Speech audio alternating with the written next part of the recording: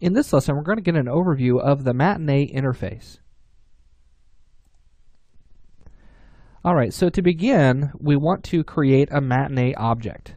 To do this, we'll go up to our Modes panel in the Place tab, and we'll type in Matinee. You can simply left-click and drag that into the scene, and that will create it there. You can also create a Matinee object by coming up to Matinee, and then add Matinee. Now you'll also notice that once we have one in the scene, it shows up in the existing Matinee list. So you can left click on that, and that will open up your Matinee editor. So left click and drag that up into the tab to dock that. Let's go ahead and go over the interface. At the top we have the menu bar. Menu bar is pretty standard across lots of different software packages. It's going to hold things like saving, editing, objects, a lot of different commands and common commands that you'll find in most software.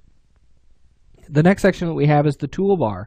The toolbar is going to give us quick access to the major tools that are used inside of Matinee, so things like adding a key to the tracks, playing back the animation, looking through different cameras, playback speed, we can snap and things like that. And we'll go through a lot of these major tools themselves. Now below that we have the curve editor. The curve editor is really neat because it allows us to see the curves of a particular keyframe in your Matinee object. Okay, so we can begin to slow down certain keyframes based on their in tangent or out tangent.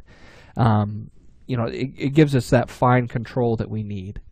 And then down below that we have tracks. Tracks is where we're going to be spending most of our time. This is where we're going to create groups and tracks, and this is going to control things like our cameras.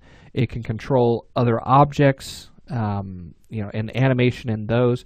We can control particles and sounds, and we can even fire off events and even control things like skeletal meshes and different events, putting those on those skeletal meshes.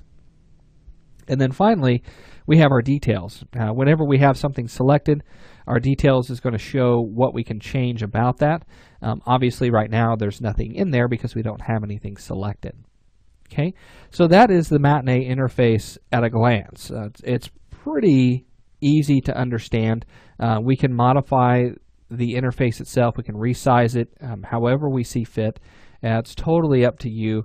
But we'll be talking more about this as we go on. Now what I want to do in the next lesson is I want to break off and I want to show you how to properly use this Matinee object. We're going to rename it, we're going to set it up just like we would see in any other level, and then we're going to actually create a very simple camera cinematic.